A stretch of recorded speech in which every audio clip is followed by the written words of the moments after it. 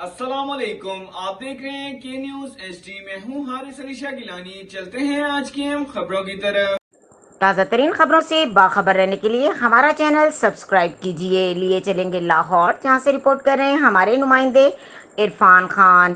Services اسپتال کے security supervisor کی ہلاکت کا معاملہ ایم ایس نے تحقیقات کے لیے 3 رکنی کمیٹی بنا دی۔ کمیٹی 3 روز میں رپورٹ پیش کرے گی۔ گزشتہ روز پنجاب پیرامیڈیکل سٹاف ایسوسی ایشن کے وفد نے ایم ایس سروسز اسپتال ڈاکٹر احتشام الحق سے ملاقات کی اور سیکیورٹی سپروائزر ملک عمران کی ہلاکت کے معاملے پر تحقیقات اور ورثاء کو انصاف دلانے کا مطالبہ کیا، جس پر ایم ایس نے تحقیقاتی کمیٹی بنا دی ہے جو 3 روز میں رپورٹ پیش کرے گی۔ بعد ازاں پنجاب میڈیکل سٹاف ایسوسی ایشن کے صوبائی صدر محمد ارشد بٹ کی زیر صدارت ایک اجلاس بھی منعقد ہوا، جس میں خطاب کرتے ہوئے محمد ارشد بٹ نے کہا کہ سیکیورٹی سپروائزر ملک عمران کی ہلاکت کے ذمہ داروں کو کیفر کردار تک پہنچانے اور ورثاء کو انصاف دلانے تک چین سے نہیں بیٹھیں گے۔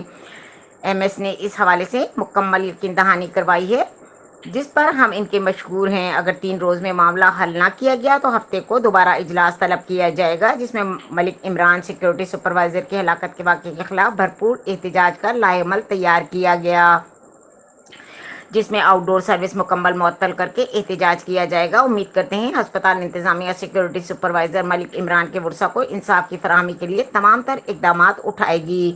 اس حوالے سے ایم ایس ڈاکٹر احتشام الحق کا کہنا ہے کہ ملک عمران کی موت پر انتہائی دکھ اور افسوس ہوا ہے۔ اس پر تحقیقاتی کمیٹی بنا دی گئی ہے جو میرٹ پر کام کرے اور کمیٹی کی رپورٹ کے بعد ہی اصل حقائق سامنے آئیں گے۔ اگر کوئی ذمہ دار پایا گیا تو اس کے خلاف سخت کارروائی عمل میں لائی جائے گی۔